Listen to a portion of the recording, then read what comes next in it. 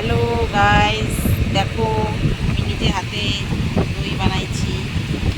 দইটা আমার বাড়িতে বানাইতে লাগে, কিনে আনলে পোষায় না, কেননা আমার সেরু দই ছাড়া খায় না, দই সুন্দর লাগে।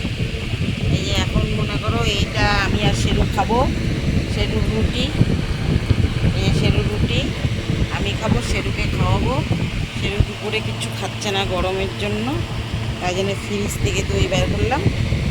এই দই সাইড থেকে ওকে দেবো, আর ভুজিয়াগুলো আমি খাবো দই দিয়ে।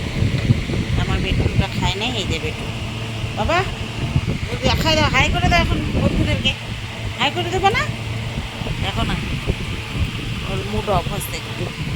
এই যে খাবার দেখতেছে, খাবার কখন খাওয়াবো, কুচি নিয়ে দিচ্ছি হালকা, একটা কুচি দিয়ে ভরায় ভরায় বা হাত দিয়ে ওকে খাওয়াবো, ডান হাত দিয়ে চামচ দিয়ে আমি খাবো। দেখো দইটা বাড়িতে বানাই, 2 কেজি করে একবারে বানাই, অনেক